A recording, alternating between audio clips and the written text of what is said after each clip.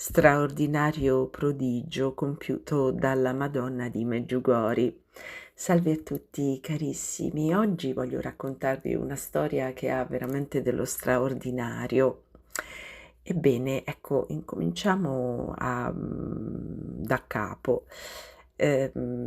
Una signora purtroppo ha perduto la sua mamma, che era una donna di grande fede.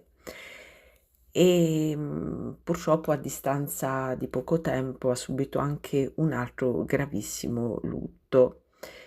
Questa donna tuttavia è riuscita, grazie alla sua fede, a ritrovare un po' di serenità e, grazie anche alla frequenza di un gruppo di preghiera.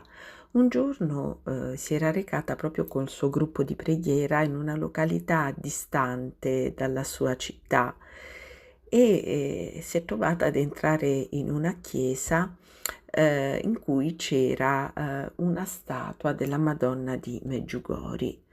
Ebbene, ai piedi, della statua della Madonna di Medjugorje ha trovato una foto piccolissima della sua cara mamma, una foto che, non possiede nessuno.